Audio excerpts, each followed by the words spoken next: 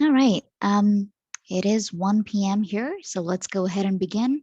Hello, everyone. Welcome to today's webinar brought to you by the Private Water Network. Thank you for joining us. My name is Reem Tariq, and I am a Senior Project Coordinator at the National Environmental Health Association. I'm also serving as the Lead Administrator for the Private Water Network. Before we get into the details of today's webinar, I want to address a few things about the Private Water Network. If you're not a member of the network and are curious about what the network has to offer, then I'd be happy to inform you that the network is a virtual community of practice for public health professionals and safety workers that work with private drinking water systems. The network was launched by NIHA in partnership with CDC and NNPHI. The mission of the Private Water Network is to build a sustainable community for those working to support private water programs. We help folks to connect with their peers, to share experiences, insights, and resources, to gain access to timely and relevant guidance for existing and emerging issues, and to build capacity to do the work more effectively and efficiently in order to protect the public's health from contaminants in private water sources. Membership to the network offers access to a virtual community platform that has many features, such as a discussion forum, a resource library, an events calendar, and a member directory. Please note that this is a free resource for anyone who would like to join. Now, on to today's webinar. So the title of today's session is Do Point of Use Water Filters Work for Private Wells? In this session, the speaker will provide an overview of a North Carolina pilot study focused on evaluating the safety and effectiveness of undersink water filters for private wells impacted by lead and PFAS, including an evaluation of a microbiological water quality changes across the filters. The results will help individual well owners and state and local health departments make more informed decisions about addressing lead and PFAS in well water using point-of-use treatment. Today, we are joined by our speaker, Dr. Riley Mulhern. Dr. Mulhern is a research environmental engineer with RTI's Center for Environmental Health, Risk, and Sustainability, where he focuses on issues of drinking water quality. He also focuses on environmental contamination and human health-related exposures across the globe. Using his expertise in water quality and treatment, risk assessment, data science, environmental justice, and community-engaged research, Dr. Mulhern strives to identify, test, and implement practical solutions to environmental health challenges. He supports a wide range of projects at RTI, including analyses of drinking water quality in Guatemala City, PFAS and private well water across the US, and lead in water in schools and childcare centers across North Carolina and Georgia. And with that, I just want to reiterate some of the housekeeping items we typically have for our webinars.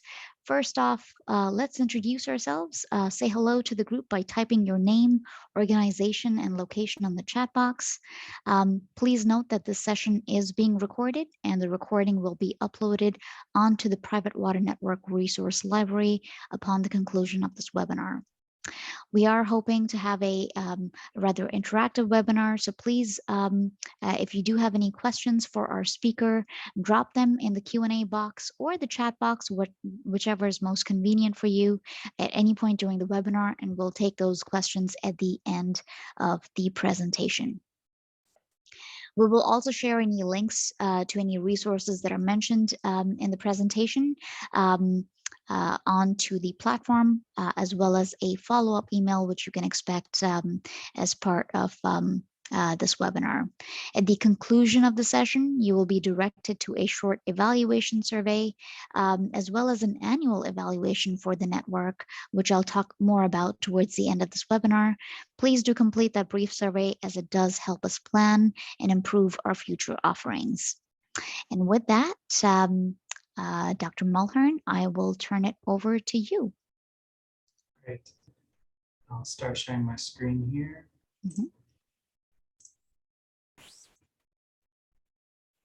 You see that okay? Rena? Yes. All right, well, thank you for that introduction. I'm really thrilled to be here today and sharing with you all the results of my doctoral research. It's rewarding to be able to share the results of research processes with communities of practice like this one that can actually put it into place. So I'm really grateful for the opportunity to be with you all today. I completed my PhD at UNC, University of North Carolina. So you'll see UNC's logos on these slides as the institution where this work was originally completed. I'm now a research engineer with RTI International, which is a nonprofit research institute where we're continuing to work on issues related to well water quality and treatment. And so I also look forward to connecting with others on this call moving forward about this kind of work. So to begin, I just want to briefly go over the need for research on private wells in the US. And I'm sure this audience is very familiar with this, but just to set a baseline for all of us, in case there are other folks on the line who are not quite as familiar with kind of the scope of this issue. So what you hear is a map of the number of people per square kilometer in the US who rely on a private well for their domestic needs. And in total, there are about 42 million people in the US and another 5 million in Canada who get their water from a domestic private well. And research has really started to make clear that this widespread reliance on well water is also a public health risk. And this is because the quality of well water is not, as we all well know, I'm sure, is not regulated or controlled in the US or Canada, meaning that this responsibility for the testing, the work of testing, monitoring, and treating private well water is entirely up to the individual. Now, this fact in itself might not be a problem if well water were always safe to drink, but unfortunately, that's just not the case. So in a nationwide survey of private well water quality, the USGS found that over 1 in 5 wells exceeds the recommended health limits for at least one chemical contaminant, and over 1 in 3 exceeds the health limits for microbial contaminants. So let's ignore for just a second that USGS study that I'm citing from 2009, which is a little out of date, and it didn't test for things like PFAS, which we'll discuss. But from these numbers, we could very roughly estimate that about 20 million people are potentially exposed to some form of chemical or microbial contamination in their well water in the US alone. So some people ask me when I talk to them about my work and research, I mean, how could this be? You know, I thought groundwater was safe because, you know, it's naturally filtered by the ground, et cetera.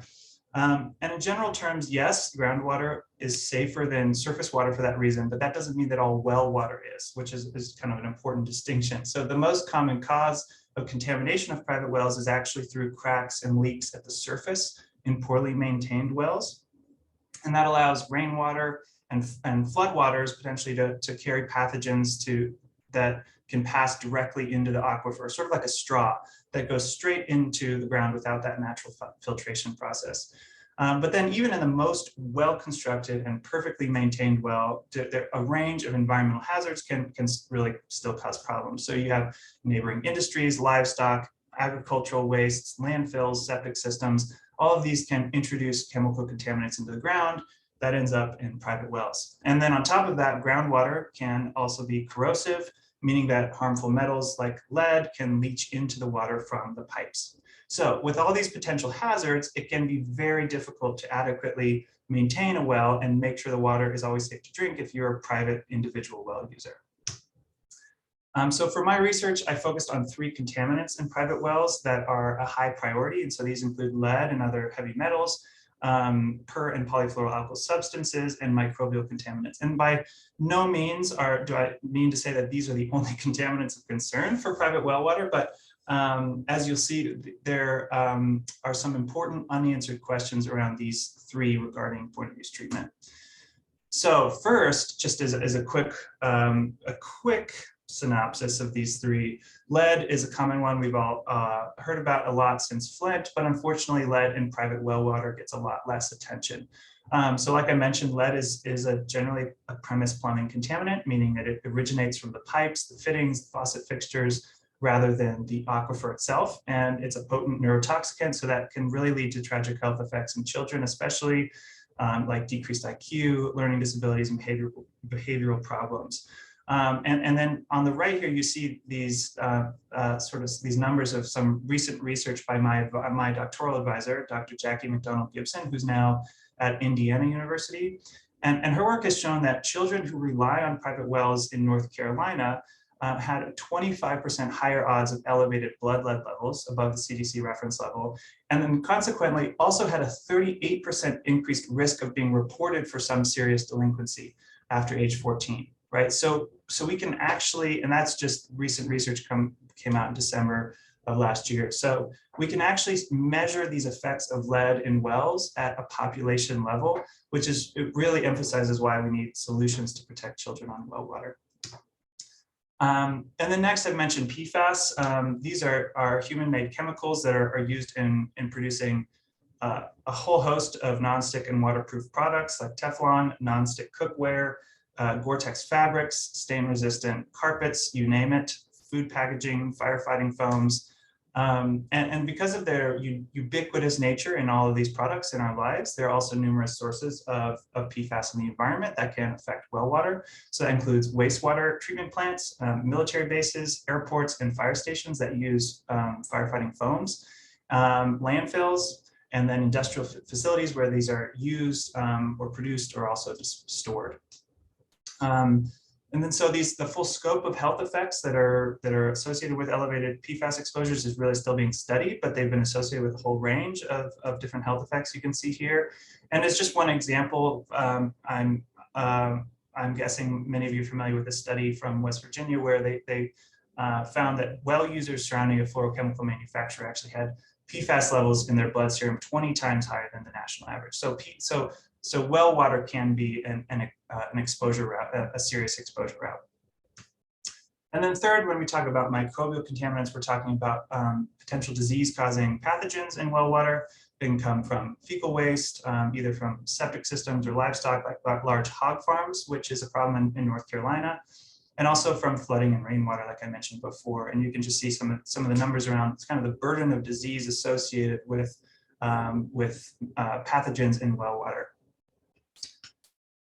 So before I go any further, though, I also think it's important to point out that private well water isn't only a rural thing, and many people actually rely on private wells on the fringes of urban limits in the US. And I think this helps kind of frame when we talk about solutions and how we go about that. So in these sort of peri-urban zones, research shows that there are actually racial disparities around who is connected to municipal water and then who relies on private wells. And that's as a result of historical and also ongoing discriminatory zoning and annexation practices. So in the South, there are examples of this where majority Black neighborhoods are excluded from city water supplies. And on the map on the left here, you can see an example of a community like this that many of my peers at UNC worked with in North Carolina. That shaded orange neighborhood is a majority Black neighborhood, unlike the surrounding area.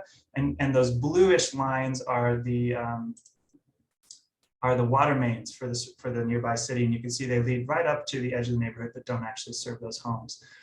And since this work was done, actually, the city has started to extend water lines to that neighborhood. But rather than that just being a one-off case, on the right, you see a larger analysis of that whole county in North Carolina that showed as the Black population of the census block increases, there's actually a higher likelihood that that census block will lack municipal access, water access, and will be reliant on private wells. So there's actually just kind of two overlapping things going on here. There's this broad public health risk associated with purely just this physical environmental vulnerability of well water to these different contaminants that we've talked about. But there's also this social and environmental justice issues around who is disproportionately reliant on well water. So in both cases, we need to develop better policy programs and support networks like this one around protecting well users from potential drinking water exposures. So in other words, we need an infrastructure for well water stewardship, which is a phrase I'm guessing many of you have heard before. As far as I know, is coined by researchers at Johns Hopkins. But I want to run with this phrase for a minute to help set the stage for talking about point of use treatment. So what do I mean by an infrastructure? So the analogy I like to use is this driving analogy. So just because we can recognize that reliance on well water is a public health risk, that doesn't mean we ban the use of private wells. In the same way that driving a vehicle is also a serious public health risk, but we don't ban driving. Instead, we've put systems in place that make driving safer. There are airbag requirements in vehicles, improved technologies, there's seatbelt laws, there's driving tests, we have speed limits. And the result of all this is that over the last century, motor vehicle deaths have dropped precipitously, even as the total number of vehicle miles traveled has continued to increase. So basically, kind of conceptually, we need that same thing for private well use. And in my view, that infrastructure would look something like this, where you have a series of steps that need to be taken for each well, including testing your water, interpreting those results, implementing some form of treatment when necessary, and then providing regular maintenance to the wellhead itself, or also the treatment system.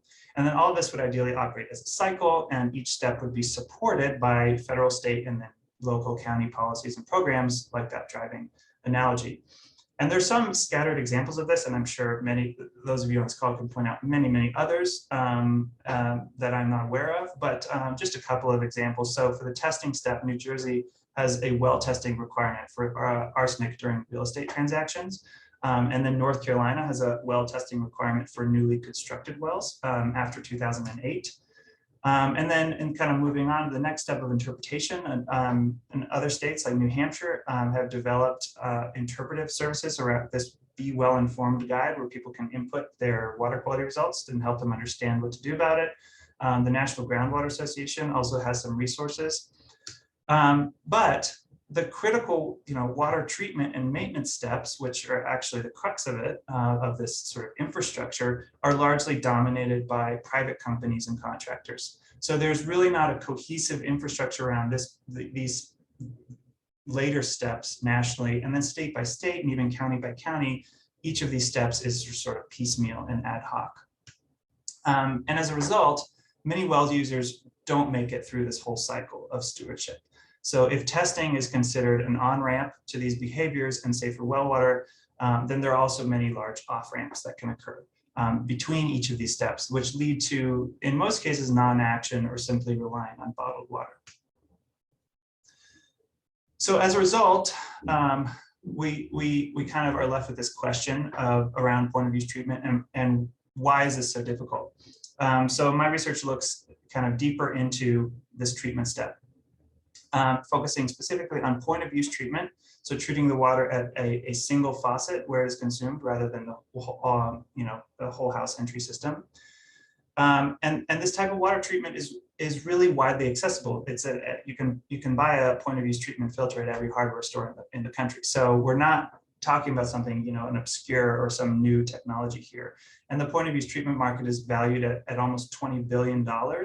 And 40% of Americans report using some sort of point of use treatment device. And that number is probably a little bit outdated. So the question is, why is point of use treatment so difficult to implement among well users, and why are rates of adoption low? And I argue in my research that there are three key knowledge gaps that prevent implementation of point of use treatment among well users. And these are the questions that I'm trying to address. And first, that is that especially for lead and PFAS, we do not have a good understanding of the effectiveness of these devices specifically for private wells. So NSF International does provide robust certification standards for consumer point of use treatment products to make sure that they actually remove what they claim to remove. But the certification for these devices assumes that they will be used on municipally treated tap water and tests not for private wells, and tests them with very specific water quality ranges. So we don't actually know if that certification will be safe or predicts performance for the wide range of well water. And so we'll talk more about that in a minute. And then second, there are also some concerns that point of use devices could actually make the microbial water quality worse if used on wells, on private wells. And so this is a big sticking point, actually. And point of use devices on the market might actually come with a warning like this one, which states that it is for use on municipally treated tap water only. And so if you see that warning, if you're in Home Depot or Lowe's and you have a well and you're thinking about putting in a filter, you see that warning, this might really deter you from actually putting one of these in place, even if it could help reduce your exposure to lead or PFAS. And then third, there's a lot that we don't know about people's perceptions of point of use treatment and this potential cognitive barriers that might prevent adoption. So these barriers may even I would argue these barriers are more important than the engineering barriers, as these are the ones that will ultimately determine the overall effectiveness of an intervention, regardless of the technical performance, whether or not people actually put it in place. So it's important to consider these in parallel. So these three questions around the effectiveness, the safety, and perceptions of point of use treatment made up the overall objective of my dissertation. And in this presentation, I'm just going to focus on the first two questions: effectiveness for lead and PFAS and microbiological safety. I won't have time to really delve into that third piece on what we found around people's perceptions, but at the end, I'll direct you to some resources on that and would welcome questions or follow-up conversations. So first, I'm just going to briefly walk you through the methods for how we kind of went about this to shed light on some of these questions. Really, in order to understand the effectiveness of these devices in a real-world setting and not just a controlled lab environment, we had to recruit well users to partner with us. So again, this was done in North Carolina. We had a total of 18 well users participate in the study in Orange County. And where UNC's campus is, and then down south in Robeson County. And these were recruited in areas with known or suspected groundwater issues with the help from some community partners. So those in Orange County were near the county landfill. And then those down south were surrounded by several hog farms and then a large fluorochemical manufacturer nearby. And so then in each of those homes, I installed an Undersink filter that uses an activated carbon block, which is basically a special type of charcoal designed for water treatment. It's ground into tiny particles and then molded into a solid block that looks something like this. And as a quick technical note, that may or may not be relevant to some folks in this audience, many people think that this is the same as a GAC or a GAC filter. But the difference is that GAC is actually loose media, sort of kind of like sand or something, very fine particles, but loose, whereas activated carbon blocks are molded together and they actually have much smaller particle sizes and pore volumes to make them more effective. So this filter was certified by, by NSF for lead and particulate removal. That's NSF 53 and 42. And then it was also certified for the removal of PFOA and PFOS by NSF P473. We also installed then a flow meter and then a digital data logger to record usage patterns and cumulative volume of water treated over time, which is very important. So this is what that filter looks like when it was installed underneath the sink. So this device is sold at Lowe's. So again, we're testing largely accessible technologies that already exist. It costs $100 for the initial purchase and then $70 for each replacement cartridge. The manufacturer recommends that the filter is replaced every 6 months, and it's rated to treat about 780 gallons of water. So that comes out to a cost of $12 a month or 9 cents per gallon. So by comparison, I just looked up, what's the cheapest bottled water you can get at Walmart, and that costs about, $2.94 for a big pack, but that's actually 50 cents per gallon. So although point of use treatment represents larger upfront costs, it could be cheaper for well users in the long run. And then I also selected activated carbon devices to study, which I believe are more sustainable for well users than reverse osmosis in most cases. And I'm not going to spend too much time on those details here, but I do have a slide on it afterwards if anybody's interested, and we can talk about that. So we installed sample ports underneath the sink directly before and after the filter, so we could measure exactly how the filter was performing. And then I trained the study participants as citizen scientists to collect their own water samples from the inlet and the outlet about once a month for up to 8 months. So we extended 2 months beyond the recommended lifetime of the device. For lead and other metals, we collected these first draw samples. So these were samples taken after the water had been sitting in the pipes for at least 6 hours. And importantly, these were taken as first draw on separate days. So if you're thinking through how water flows through the system, that if you took both on the same day, one wouldn't be the first draw. Well, we accounted for that and took them on separate days. And so then these samples were analyzed by ICP-MS at UNC. And then those same samples were also analyzed for a whole suite of over 40 PFAS analytes. at RTI International and NC State. Then on top of that, at each household and each month, additional samples were collected in different sterile sample bottles from the influent and the effluent to test for microbial indicator organisms. So that just indicates the potential presence of pathogens and overall microbial quality of the water. So we used three different culture-based methods to test for total coliforms and E. coli, heterotrophic plate count, which is just a big broad net of all bacteria that consume organic matter, and then male-specific colophages, which are a type of virus that actually infect E. coli, and they can serve as an alternative viral indicator of fecal contamination. Lastly, we also did some sequential sampling, so basically just taking a bunch of samples all in a row. And we did that at the faucet itself, so not at the sample ports installed underneath the sink. We did that with and without the filter installed, and we measured these samples for lead and other metals to see if there was any impact from the faucet after the water actually went through the filter. So I think this will be valuable, hopefully valuable for some of you. A quick lesson in water treatment using activated carbon to help us understand, what these monthly water samples will tell us. So the reason that a filter cartridge needs to be changed regularly, we hear that over and over again, change your filter, is that over time, these pores inside the filter that are removing contaminants start to fill up, and the filter becomes less and less effective as more water is treated. So that's what is called a breakthrough curve, and it looks something like this. So on the y-axis is the effluent concentration divided by the influent concentration, which is like saying how much of what was going in do you observe coming out.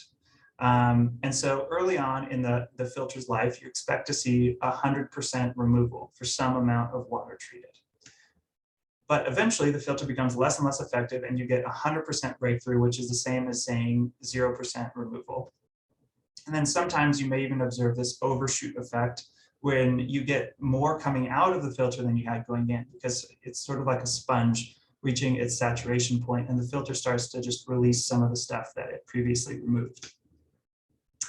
So during a filter certification process for lead and PFAS, the filter is tested up until, in a lab, under controlled conditions, up until it reaches 5% breakthrough, or until the removal effectiveness drops from 100% to 95%. So that is this point here, the dotted vertical line.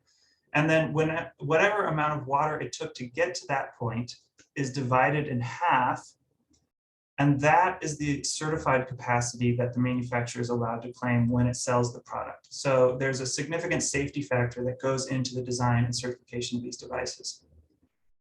The question, though, is if the blue curve it represents how this filter performs during the certification process in a laboratory using a municipally treated tap water, will there be a shift, something like this, when treating private well water, which has different water quality conditions, which would cause breakthrough of the contaminants to occur much earlier than expected? So that's what we want to understand, and what, interestingly, almost no other previous studies have looked at, because most studies have used any sort of a cross-sectional design and not sort of a longitudinal design. And so that would yield valuable information. Either these are an effective intervention for well users or they're not, but either way that improves these recommendations that can be made, right? So without further ado, that hopefully gives us all a framework to jump into the results here. So first we're going to look at the effectiveness of these filters for lead. And we found that these filters were highly effective for lead, fortunately, during this entire study among all households that participated. So this is really the best case result. There was a chance that we would observe some filters performing better than others based on different water chemistry of certain wells or different usage, water use patterns. But we found that lead removal was actually independent of these variables. So in this graph, each vertical panel here, each box represents the number of days that the filters have been used for that collection of samples. And then in pink, you have the influent samples. and in teal you have the effluent samples. And you can see that and so this is the distribution of all the households, the influent and the effluent for all households at that month. So you can see that we tested up to 150 days, and this is actually March 2020, so that's when COVID hit. So we missed a few months of sampling, and then we were able to collect samples again after about 8 months. So these box and whisker plots for each month show that the median influent lead concentration in pink was consistently above 1 microgram per liter, which is the American Academy of Pediatrics recommended threshold for lead in drinking water for children. But then the filter effluent concentrations were all significantly lower than 1, even up to 2 months after the manufacturer's stated lifetime of the device. To show this in another way, if you put all data from all the households and all the months together, you see this here, this extremely significant difference between the influent lead and the effluent lead concentrations over the entire study period. So overall, that translates to a 98% lead removal across the filter on average. And you can kind of see what conceptually is happening in the activated carbon block on the right. Water flows from the outside in, lead is attached to different functional groups in the inside the filter cartridge, and it flows out. Now, caveat to this is that 98% number, that was based on precisely what was going into the filter and what was coming out of the filter. So these are at the sample ports that we installed underneath the sink. So that's before water flows up and through the plumbing again and out through the faucet. And the faucet itself can be another source of lead. So essentially you have a potential source of lead downstream of the filter.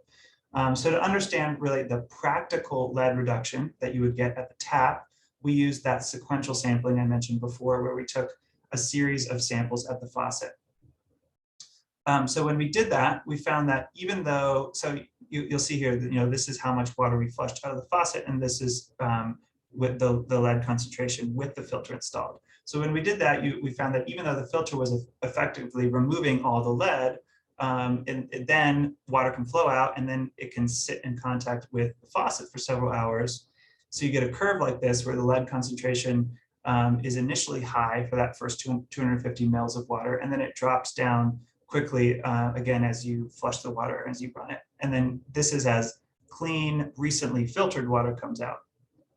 And I should say that we did these sequential sampling as first draw sequential samples. So this is first draw water that had been sitting stagnant in the faucet for over 6 hours.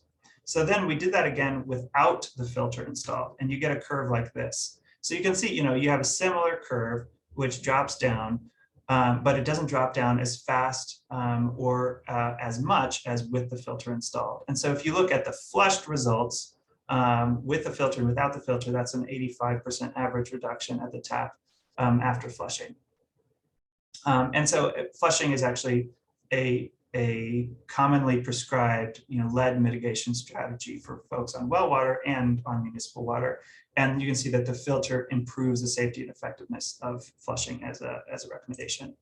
And these are, we didn't do that in all households, we did that in 5 households, and you can see here the actual curves from those households, the red being without the filter installed, and you can see that none of these actually get below 1 part per billion. So even with flushing, you're not actually reducing it to low enough for that recommended maximum for children, even though there's no safe level of lead. We try to get below 1 part per billion, and flushing just doesn't get you there. Whereas flushing with the filter installed actually is below 1 part per billion in most cases very quickly. So that's all great for lead, but if someone also has PFAS in their well, which these things often are co-occurring, we also want to know if the filter is effective for those additional compounds too. So the good news is that the story is remarkably similar for PFAS. So you see this chart here is the same as the one I showed you before with the distribution of the influent effluent concentrations for each month of use, but instead of lead concentrations now, I'm showing you the sum of 11 different PFAS that we detected in these wells. We did test for, in the majority of wells, we tested for 30 or 27, I think, different analytes. but we detected frequently only 11 of them. So we're taking the sum of those 11 that were frequently detected.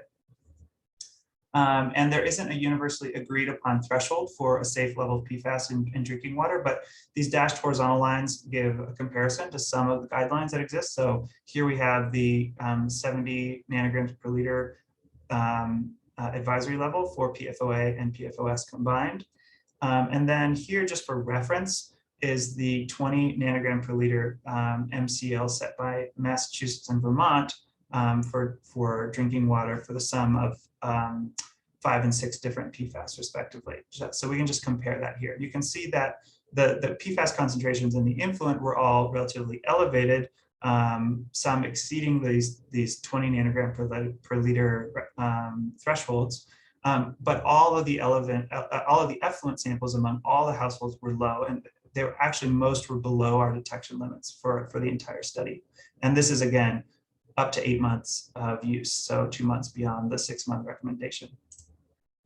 So this slide is showing the sum of all the different PFAS analytes that we detected in each well.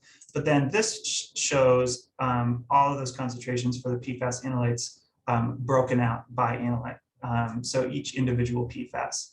And you can see this highly significant relationship between the influent and effluent concentrations for each individual PFAS as well. And these are all time points aggregated together. So the colors on this plot, we don't have to spend too much time studying this, but just to say that the colors show whether concentration was above the method reporting limit or the method detection limit. So all of the red circles are concentrations above the reporting limit. So we have a high amount of confidence in the precision of those concentrations. And the light blue squares were below the reporting limit, but above the detection limit. So we're less confident in the exact concentration, but we can still say that those samples were significantly different from the blank, right? So something is there.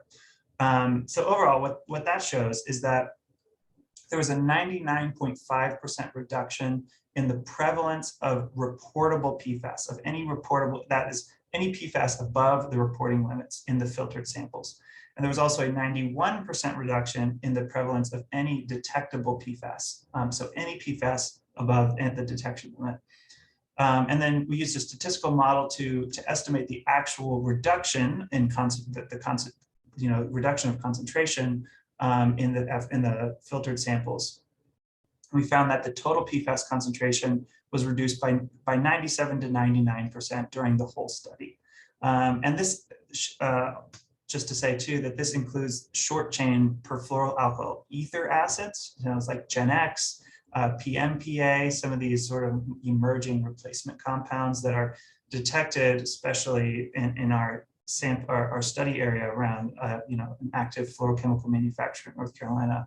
And these have been shown to be very difficult actually to remove in large municipal water treatment systems, but they were effectively removed here with this point of use device.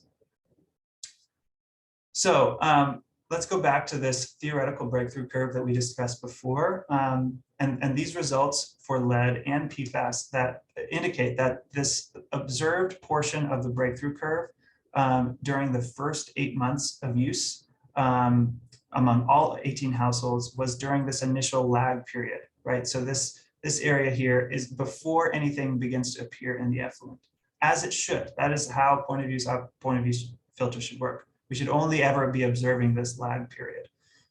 So that begins to answer this first question around the effectiveness of these devices for private wells, right? The certification of these activated carbon devices according to NSF standards, which are designed around municipal use, they did predict the performance for these 18 households on private well water. So that's good news. But, kind of just to step back a minute, what can we take away from that? And of course, we can't say that just because it was effective for these 18 wells in North Carolina, it will be effective for all wells everywhere. As much as I would like that to be true, unfortunately, there are more conditions, a wider range of conditions among well water than just the 18 wells that we studied.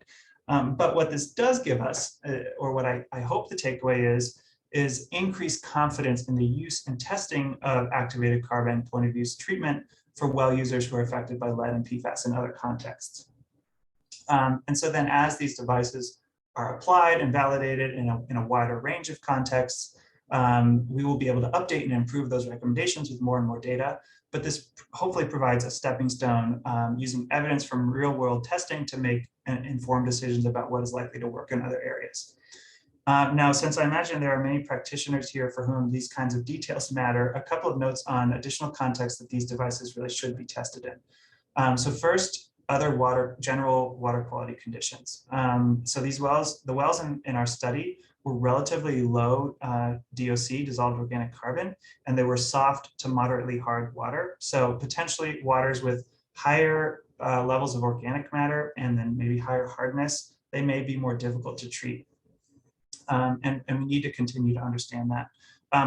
That we also, measured pH of these wells, and these wells were actually on the very acidic side, so range kind of 4 to 6 or 7, so which is outside the range of NSF testing. So they were actually very effective at low pH, which is good. But testing under these other general, edge cases, higher organic matter, will be important to continue to do.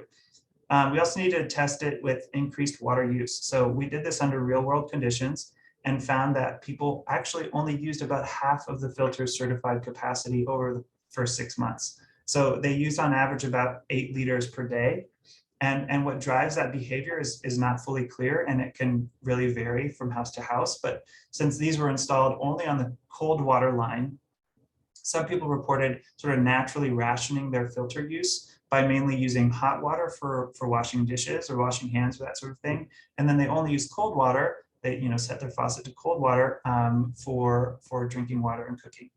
And so generally that's a good thing because it reduces the risk of breakthrough occurring within that 6-month time frame and kind of protects that safety factor that's built in.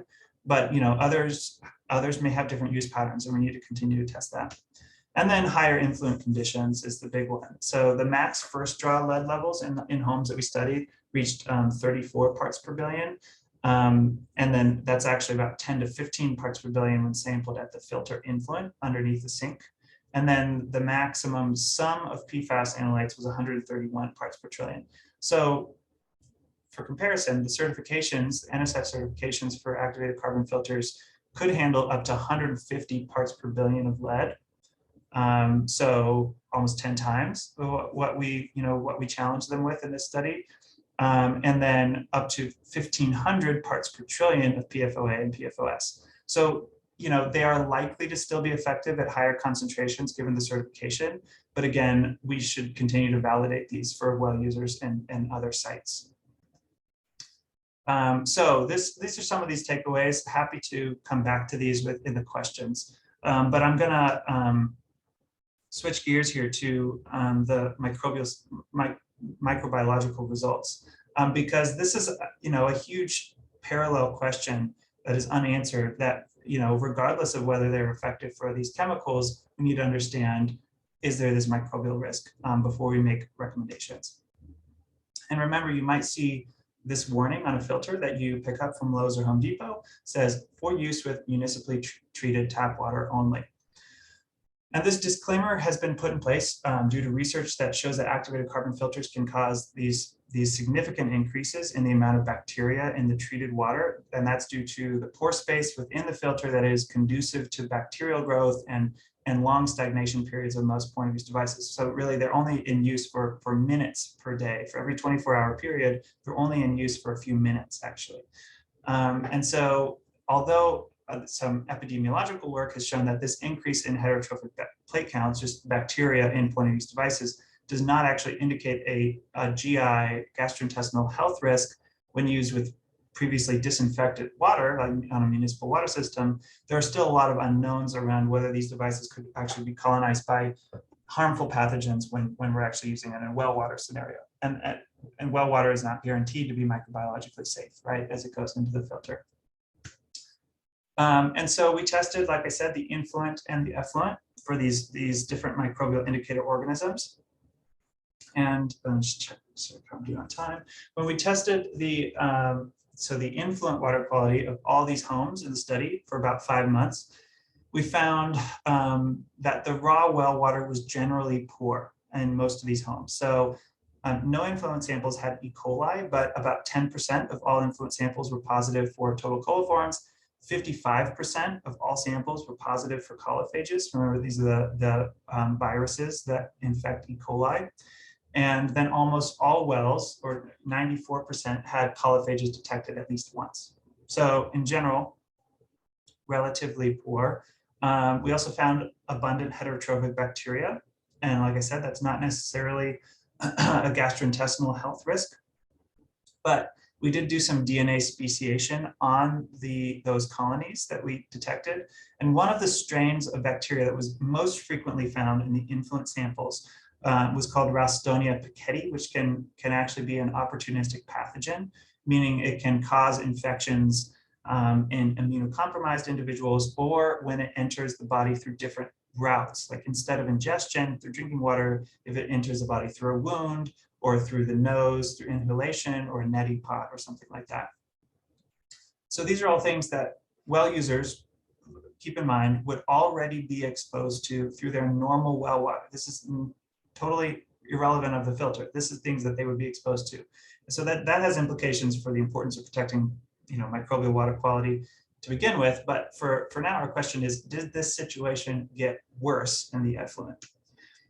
So here's what we found in the effluent. So there was, again, no E. coli, 7.5% positive for total coliforms, 54% positive for coliphages. All of them were positive for coliphages at least once. And again, there's abundant heterotrophic bacteria. So remarkably similar, actually, to the influent water quality overall.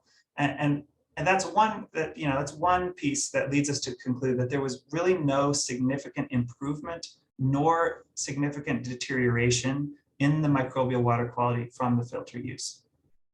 Now, one significant change we did observe was that the effluent samples were dominated by a different species on the heterotrophic plate count samples, and that is Sphingomonas, which is actually very similar to Ralstonia, but and can also be an opportunistic pathogen.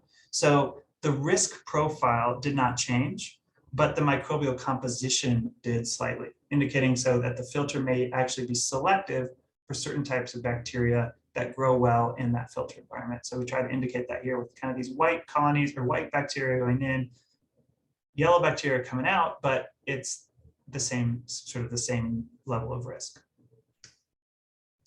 And then, although no significant difference in kind of overall microbial quality or safety was observed when looking at those overall stats, there was one household that was interesting where an extremely high total coliform concentration was detected in the effluent. So coming out of the filter at levels of over 2,000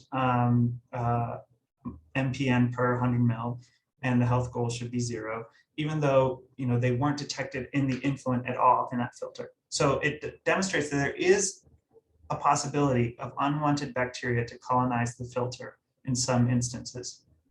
So we looked into that a little bit deeper, say what are the factors that may influence that risk for these coliform bacteria to colonize the filter. And when we looked at all cases where any coliforms were detected in the effluent, which wasn't very many, I think it's 7.5%. But when we looked at all those cases, we found that there was actually a significant association between two factors and these cases of coliforms in the effluent. One, low filter use, so actually not running the water very much, increased the risk of coliforms. And then also low influent heterotrophic bacteria in the well also increased the risk. So this suggests two things. First, that natural heterotrophic bacteria in the influent, in wells, might actually have a protective effect against colonization by total coliforms. And then that two, in the absence of that natural bacteria, coliforms might colonize the filter early on during the filter's lifetime when and if somebody's not actually running the water frequently. And we saw that exact thing in this filter that had excessive coliforms in the effluent. And you can see that on the left here. The blue line shows the total coliform concentration over time. So this is days of use. And then the yellow line shows the heterotrophic plate count in the effluent. So as you can see, over time, the coliform concentration dropped down to 0, but the heterotrophic plate count bacteria concentrated, those HPC bacteria stayed really high, showing that eventually those heterotrophic bacteria outcompeted the total coliforms. But there is this possible risk early on before that biofilm fully develops, and then that can also be exacerbated by very low water use. And just a note to say that this is in contrast to most popular household water treatment blogs and companies and websites out there that I've read that say, change your filter on time because bacteria might build up in the filter and after that 6-month mark or whatever. But the truth is bacteria build up immediately, right away, within a day. And the highest risk actually of unwanted bacteria might be at the very beginning of the filter's life, not at the end, before the healthy biofilm can develop. So, and then looking at viruses for a minute, it's a much simpler story. Here you can just see the influent and the effluent concentrations, so the red and the teal, among all households in all months. And so although we don't see we do see kind of a marginally significant decrease in the median coliphage concentrations in the effluent, which could indicate some slight removal of viruses by adsorption of the filter, which is feasible. The difference is the effect size is so small that it's not really relevant. It's not really health protective. And then on the right, you can see that in another way, that this is the influent coliphage concentration, this is the effluent coliphage concentration, and they're highly correlated with one another. So basically what goes in is coming out for viruses. So to conclude, what can we conclude from this, from the kind of microbial aspect of the study? First, most simply, point of use filters are not protective against viruses. Or at least I'm saying these particular activated carbon block filters are not protective against viruses. So they really shouldn't be relied upon to protect the users from existing microbial risks in the well. But under normal conditions of use, the filters did not significantly increase the microbial risk from what we observed. And some previous researchers actually argued the same thing back in 1977. You can see this paper here, effect of an activated carbon filter on microbial water quality of water. This paper seems to be kind of largely forgotten. And they argued that these activated carbon filters, point of use filters, are microbiologically neutral. And I think that is overstating it slightly. We do see a clear shift in the composition of bacteria across the filter. So it's not entirely neutral, but from the results of our study, I don't think the data warrants precluding their use for private well users. And in fact, these heterotrophic bacteria in these filters may even have some protective effect. At the same time, though, there are some recommendations we can make from all of this for well users who do want to implement point of use treatment to reduce chemical risks. And those are that they should avoid using filtered water for purposes other than drinking or cooking. So wound care, large wounds, burns, a neti pot, these are more sensitive needs where a sterile or disinfected water supply should be used. And that, as a side note, that applies to raw well water too. That should just be best practice. And then well users, and really anyone who uses a point of use filter, even on city water supplies, should ensure frequent and consistent use to avoid sort of excessive bacterial growth, especially at the beginning of a new cartridge run. And this is especially true right after installing it. That allows a healthy biofilm to develop, and that will likely be protective against colonization by other bacteria. And then I also recommend well users consider full flow undersink filters, which are the type we tested in this study. They're used more often, more frequently. They can be flushed easier directly into the sink, unlike a refrigerator filter. It's very hard to flush that. So they may have less excessive bacterial growth. And then finally, point of use treatment should really be implemented in parallel with all these other well stewardship behaviors to protect the microbial quality of the influent well, of the well, which is the influent water, right? So first and foremost, this means regular testing, inspecting and maintaining the well for the wellhead for cracks and leaks, possible seepage, and additional treatment steps if necessary. So to wrap up, what can we conclude moving forward? I want to leave a bit of time for questions, but if you're an individual, there are some clear recommendations that can be made. So well testing needs to be performed, but testing can be done for lead and PFAS with the knowledge that there is an effective solution if a problem is found. And then, although this data is useful to individuals, it will have a broader and longer term impact if it is integrated into the services that local health departments already provide to well users, to kind of help give people these evidence-based recommendations and sort of prevent people from taking all of the off-ramps. And then a note that I think that there's opportunities for integrating these types of recommendations into our healthcare system and working with pediatricians to help provide recommendations for treatment for well users from a trusted source. And then researchers, my hope is that will continue to validate point of use treatment solutions in other contexts. Lastly, I just want to close. I want to mention that all of this research I presented here today has been peer reviewed and published open access in these papers shown here. So if you have any questions of any of this, I would encourage you to use these papers as resources and email me. Here's my email if you have any questions. And then that piece that I didn't talk about today about people's experience with point of use treatment, which has some implications for how do we reach out to well users, that is also available in this paper as well. And I hope some of you will find that as a useful resource. So I should acknowledge the North Carolina Policy Collaboratory. They funded this work as the Carolina Center for Public Service helped us out with some funding for report back, and the Robeson County Health Department was essential, as well as all of my co-authors on this work. So I'm running a little bit late. I apologize for not as much time for questions, but I would love to answer some of those now. Thank you so much for the chance to be here with you. Great, excellent. Thank you so much for that wonderful presentation, Dr. Mulhern.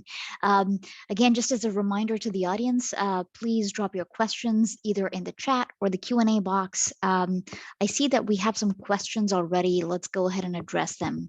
So the first question we have is from Tom DeBell.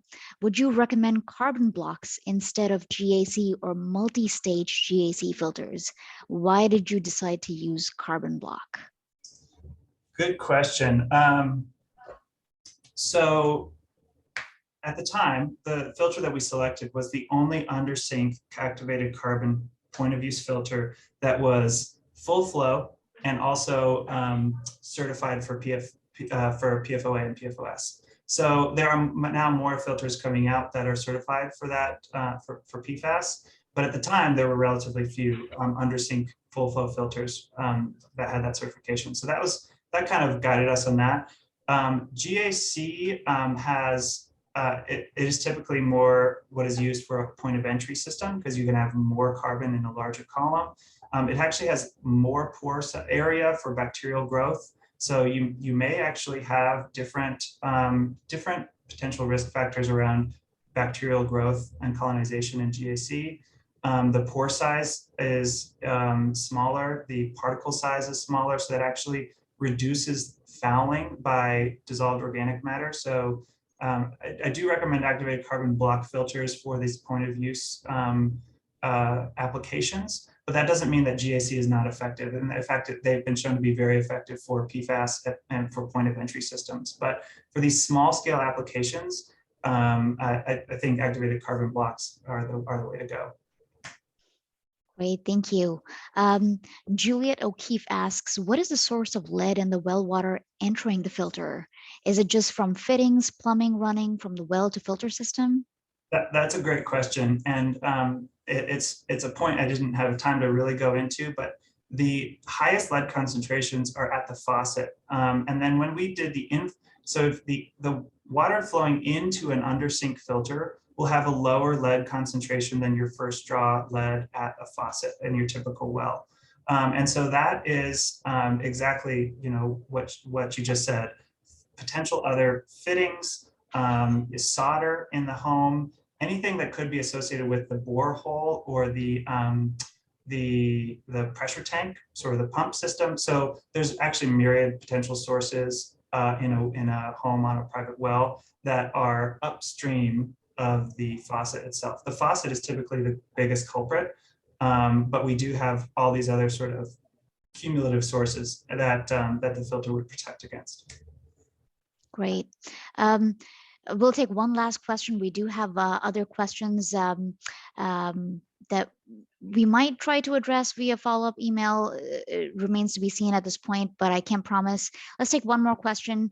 Evan Kane asks, could you comment on the impact of co-founders or confounders, I'm sorry, mainly hardness and iron on the effectiveness and longevity of the POU treatment devices? Certainly. I think for iron, the largest problem will be fouling or clogging of the filters. And so we did have that happen in a few households where the filters clogged prematurely within about 3 months. And that was one of those households was the one that I showed the data on that had excessive bacterial growth. And we think that that was mainly due to low water use, allowing these bacteria to grow and clog the filter. But others had high iron concentrations going in. So in terms of iron, I think that there's potential for maybe early breakthrough in for competitive effects of other contaminants and other drinking water, groundwater matrices. But for iron, you're probably going to get a clogged filter before you get breakthrough. So for some applications in households, it will be important to put pre-filters in, and which are much cheaper and sort of easier to install. You can put in a pre-filter before an activated carbon block filter, for example. But that's a great question. Great. Thank you so much, Dr. Mulhern. And with that, we're almost out of time for our session today. So let's wrap it up. I want to thank again Dr. Mulhern for taking the time to share your expertise and your research. I want to thank all the attendees for participating and asking really great questions. Just as a reminder, you will see a survey pop up as soon as you X out of this webinar. I'm also going to drop the link to the annual survey for the private water network in the chat right here. And that is a survey that is meant for private water network members, but it is also open to non-members. If you do have any feedback for us, we'd be happy to hear what you have to share with us. And with that, thanks again for joining us today, and we will see you next time. Thank you so much. Thanks.